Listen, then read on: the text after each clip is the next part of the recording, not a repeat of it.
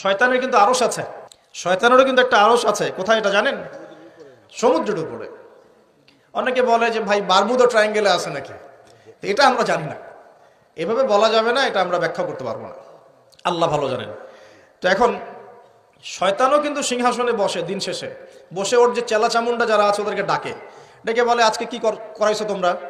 একজন বলে যে আমি তো জেনা করাই দিছি দুজনের মধ্যে, আমি মদ খাইয়েছি মানুষকে, আমি মানুষকে পরকীয়ায় লিপ্ত করেছি, আমি একজনকে একজনের বিরুদ্ধে উস্কে দিয়ে হত্যা করিয়ে দিয়েছি, এরকম করে শয়তানরা বলতে থাকে।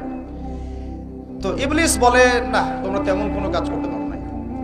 ইতিমধ্যে একজন শয়তান এসে বলে যে আমি একটা কাজ করেছি। কি কাজ করেছো? যে আমি একটা পরিবারের স্বামী স্ত্রীর মধ্যে বিচ্ছেদ ঘটিয়ে দিয়েছি। কি করেছে? এটা এখন বেশি হচ্ছে না? বেশি হচ্ছে না?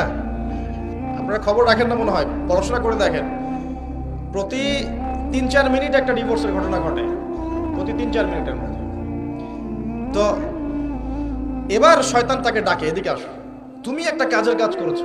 তখন নিজের গলার যে মালা বা যেটা আমরা গোল্ড মেডেল বলি, অ্যাওয়ার্ড যেটা বলি, এটা তার গলায় সে পরিয়ে দেয়, দিয়ে বলে তুমি একটা কাজের কাজ করেছো। তার মানে আমরা বুঝতে পারলাম শয়তানের কাছে সবচেয়ে বড় একটা মিশন কি? পরিবারগুলোকে ধ্বংস করে দেয়। সতর্ক থাকতে হবে আমাদের সবাইকে। আল্লাহ পাক আমাদের সবাইকে ধৈর্য দান করুন, কারণ পরিবার টিকে থাকে ধৈর্যের উপরে। আরেকটা বিষয় বলে দেই, স্বামী স্ত্রীর মধ্যে, যুবকরা এটা উপকৃত হবেন ইনশাআল্লাহ, স্বামী স্ত্রীর মধ্যে শুধুমাত্র ভালোবাসা পরিবার টিকানোর জন্য যথেষ্ট না। স্বামী স্ত্রীর মধ্যে ভালোবাসার চাইতেও বেশি প্রয়োজন হচ্ছে একে অপরের প্রতি বিশ্বাস। কি দরকার? বিশ্বাস না থাকলে ভালোবাসা টিকবে না। প্রয়োজন একে অপরের সম্মানবোধ, একজন একজনের সম্মানটা যেন বোঝে, এবং আনুগত্যের প্রয়োজন আছে। স্ত্রীরা যদি স্বামীদের আনুগত্য না করে সংসার টিকে না, সংসার ভেঙে যায়। বিশ্বাস, আনুগত্য, ভক্তি, সম্মান, শ্রদ্ধা, এর সাথে যখন ভালোবাসা যুক্ত হবে তখন পরিবারটা ইনশাআল্লাহ জান্নাতি পরিবার।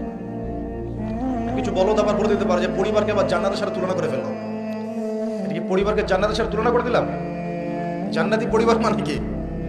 পরিবারের মধ্যে আপনি সুখে আছেন, কিছু মানুষ কথার রূপকথাও ধরতে পারে না। এমনও কিছু মিন মাইন্ডেড মানুষ আমাদের সমাজে আছে, কথা সেন্টেন্সের রূপকথাও ধরার মতো জ্ঞান আল্লাহ পাক তাদেরকে দেন। ইউসুফ আলাইহিস সালামকে ডাকছেন, ইউসুফ আলাইহিস সালাম সামনে আসলেন। এখন ওই যে আজিজ তার স্ত্রী মহিলাদেরকে ডেকে বলছেন তোমাদের হাতে একটা করে চাকু, একটা করে ফল আছে, ইউসুফ আসো, বাইরে আসো। ইউসুফ বের হলেন। ইউসুফ আলাইহিস সালামকে দেখে এই মহিলাটা কি করেছিল? ওই ফল কাটতে গিয়ে হাত কেটে ফেলছে।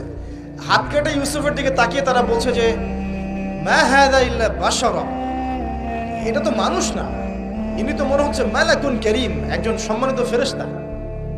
কি বলছেন মেয়েরা? এ তো মানুষ না, এ তো মনে হচ্ছে ফেরেশতা, এত সুদর্শন, এত সুন্দর মানুষ হয়। তো এখন এই মহিলাগুলো কি ইউসুফ আলাইহিস সালামকে ফেরেশতার সাথে তুলনা করলো? বুঝতে পারেন না কথা? এই মহিলাটা কি ইউসুফ আলাইহিস সালামকে ফেরেশতা বানাই দিল, না একটা উপমা দিয়েছে? আশ্চর্য একটা বিষয়। আপনি যদি মদিনায় যান, পরিবেশ দেখে বলেন মাশাআল্লাহ একটা জান্নাতি পরিবেশ আছে, মানে কি আপনি মদিনা সমান সমান জান্নাত বানালেন? মানে এরা বাম পক্ষ সমান সমান ডান পক্ষ প্রমাণিত, এই তত্ত্বে বিশ্বাস করে। মানে ওই যে left hand side right hand side অঙ্ক করছেন না, 2+2 = 4।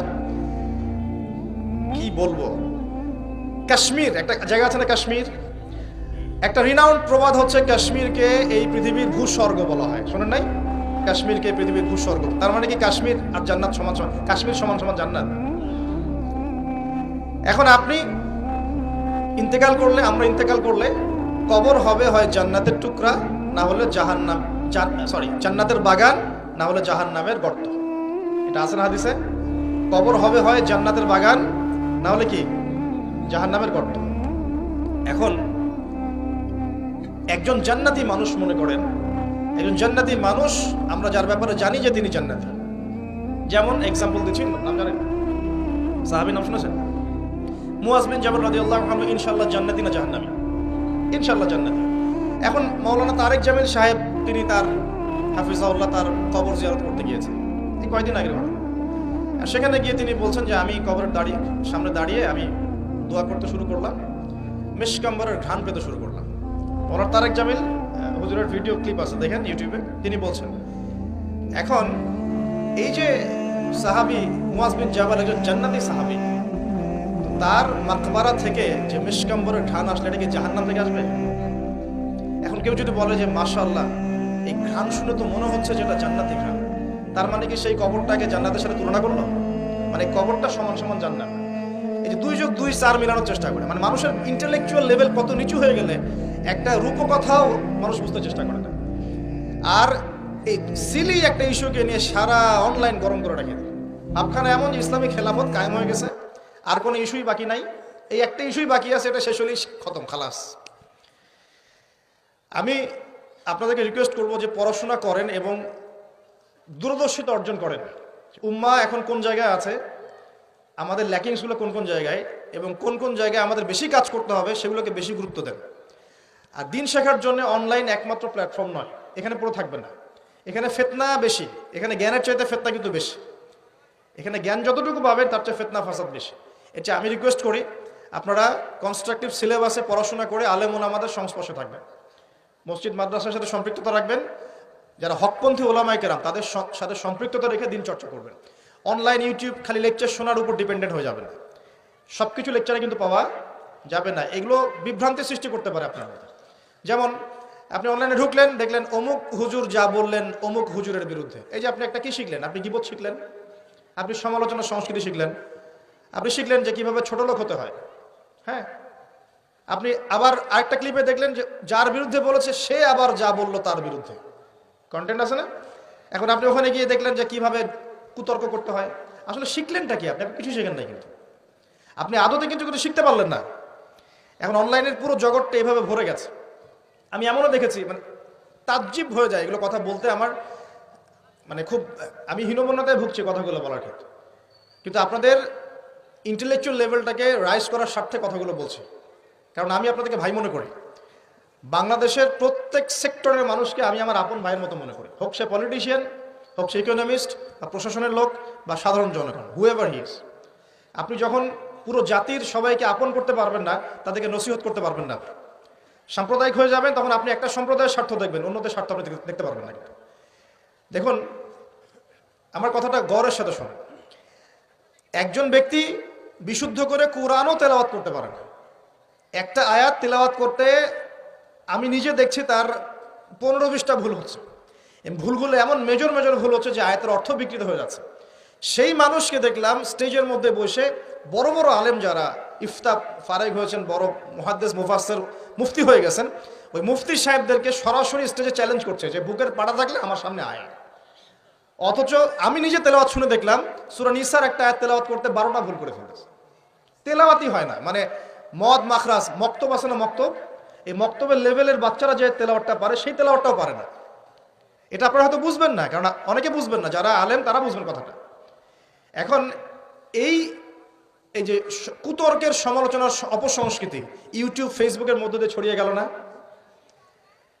সে যে লেভেলে আছে, ওই মুফতি যাকে সে চ্যালেঞ্জ করছে সেই মুফতির সামনে তার মিনিমাম 2 বছর কোরআনই পড়া উচিত, মিনিমাম 2টা বছর খালি বসে বসে কোরআন তেলাওয়াত করা শেখা উচিত।